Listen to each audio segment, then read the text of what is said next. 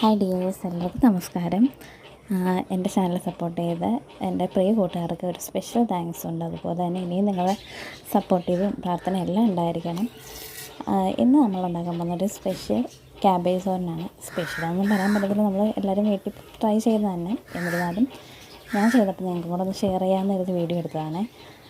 First നമ്മൾ ക്യാബേജും അതുപോലെ തന്നെ സവാളയും ഒരു പച്ചമുളകും കൂടെ അരിഞ്ഞ് കുറച്ച് തേങ്ങയും മഞ്ഞൾപ്പൊടിയും ഉപ്പും കൂടി ഇട്ട് മിക്സ് ചെയ്ത് വെച്ചിട്ടുണ്ട്.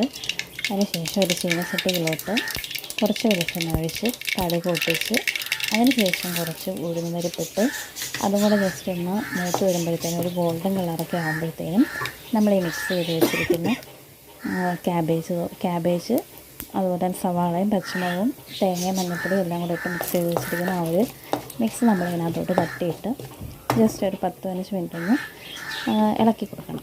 അതിനുശേഷം നമ്മളത് മൂടി വെച്ചിട്ട് വേണം അത് വേവിച്ചെടുക്കാം. വെള്ളം ഒഴിക്കരുത്. വെള്ളം ഒഴിച്ച് കഴിയുമ്പോഴത്തേനും നമ്മുടെ ഈ തോരൻ്റെ ടേസ്റ്റ് മാറും. അപ്പം വെള്ളം ഒഴിക്കാതെ ജസ്റ്റ് ഒന്നത് മൂടി വെച്ചിട്ട് നമ്മൾ അതൊന്ന് വേവിച്ചെടുക്കണം.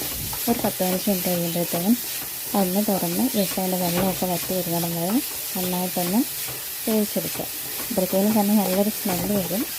നല്ല ഒരു വെന്തേൻ്റെ ഒരു മണമൊക്കെ വരും. ആ ഉഴുന്നേരും കിട്ടാൻ്റെ ഒരു മണം നമുക്ക് കിട്ടും. അതിനുശേഷം ഉപ്പെല്ലാം പാകമായോ നോക്കിയിട്ട് നമുക്ക് കുറച്ച് കറിവേപ്പിലയും കൂടി ഇട്ട് കഴിഞ്ഞിട്ട് നമുക്കത് മാറ്റി വയ്ക്കാം.